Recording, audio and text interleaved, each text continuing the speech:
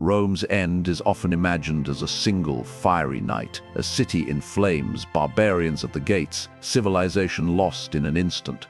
But history rarely unfolds so suddenly. The truth is more complex and far more haunting. The greatest empire in the ancient world unraveled slowly over centuries.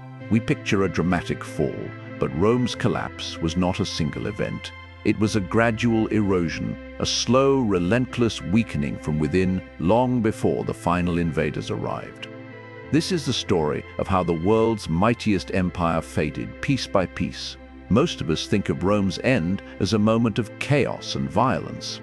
But the reality was a slow-motion disaster playing out over generations.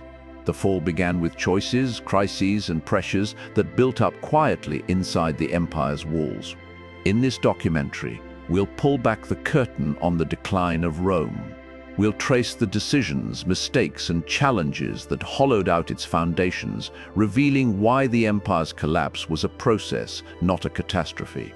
Rome's story is not just one of loss, but of transformation. By understanding how the empire weakened from within, we see not only why it fell, but how its legacy endured long after the emperors were gone. At its height, the Roman Empire was the envy of the world. In the 2nd century CE, under the so-called Five Good Emperors, Rome commanded vast territories from Britain to Egypt and from Spain to the Middle East. The empire's cities bustled with trade and culture. Roads and aqueducts stitched together a patchwork of peoples under Roman law.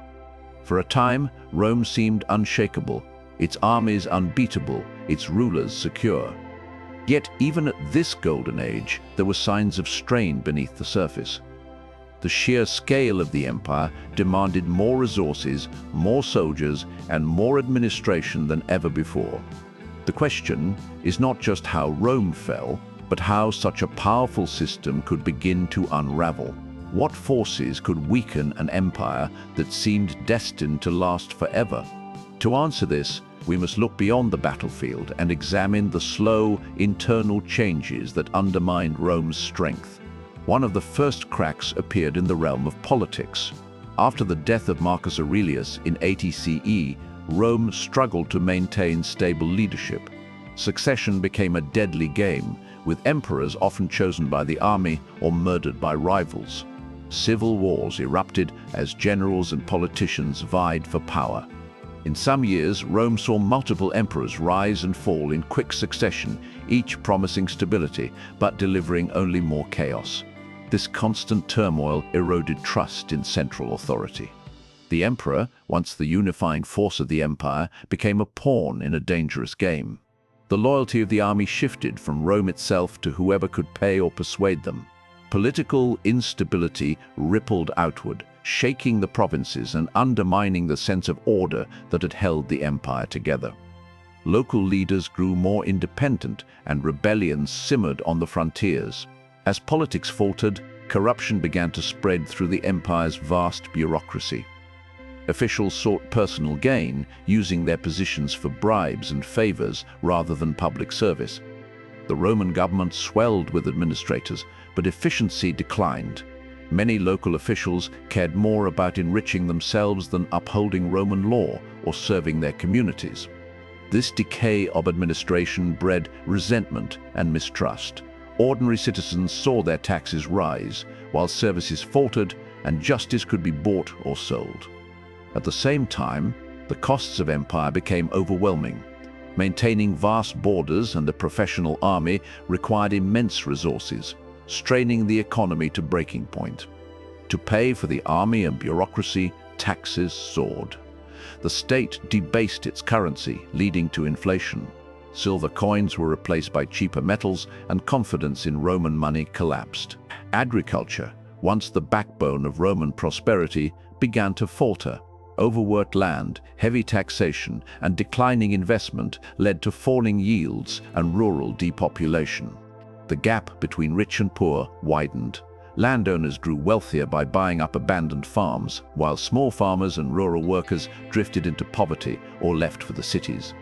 Urban centers, once symbols of Roman civilization, became crowded and unstable. Unemployment, hunger, and unrest grew, fueling riots and weakening the social order. The sense of a shared Roman identity, what had once united people from Britain to Syria, began to fade. Local loyalties and rivalries grew stronger as faith in the empire faltered. Meanwhile, the Roman military faced its own crisis. The empire's borders now stretched for thousands of miles, from the deserts of Africa to the forests of Germania. Defending these frontiers demanded more soldiers than Rome could easily recruit. Increasingly, the army turned to mercenaries and non-Roman recruits drawn from the very peoples living along the borders. These new soldiers often lacked the discipline and loyalty of earlier legions. Many fought for pay, not for Rome itself, and their allegiance could shift with circumstance. As discipline eroded, so did the effectiveness of Rome's defenses. Frontier garrisons grew thin, and local populations became less invested in defending lands that no longer felt truly Roman. Borders that had once been symbols of Roman strength became porous. Raids and small-scale invasions grew more frequent, testing the empire's ability to respond.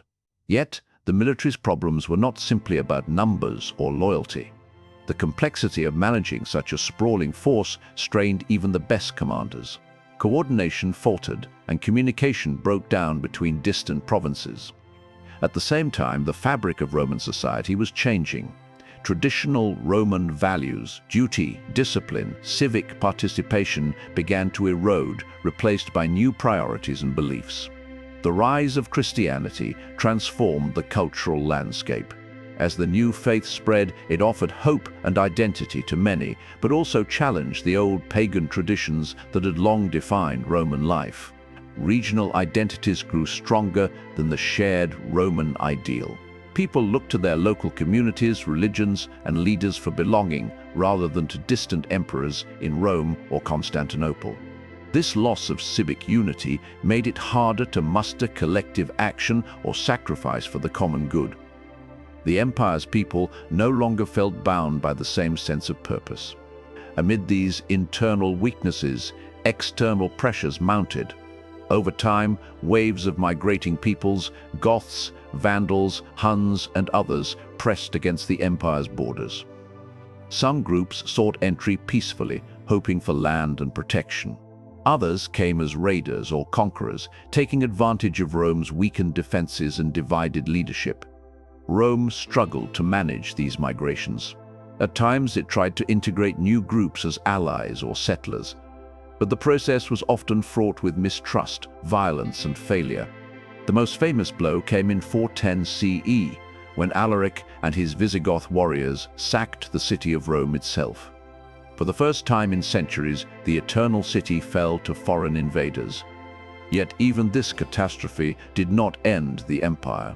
Rome staggered on, weakened but not destroyed, its authority shrinking with each passing year. The final symbolic end came in 476 CE, when the last Western emperor, Romulus Augustulus, was deposed by the Germanic general Odoacer. The Western Roman Empire was no more. But even this was not a sudden collapse. By the time the last emperor fell, the institutions of the Western Empire had already hollowed out, their power replaced by local kings and warlords. The Eastern Empire, centered in Constantinople, survived for another 1,000 years. It carried on the traditions of Roman law, culture, and administration, even as the West fragmented. In Western Europe, the aftermath was a time of profound change. Central authority broke down, cities shrank, and local rulers carved out new kingdoms from the ruins of empire. Historians once called this the Dark Ages, but it was also a time of adaptation and transformation. Roman roads, laws, and customs shaped the societies that would one day become modern Europe. The legacy of Rome endured in unexpected ways.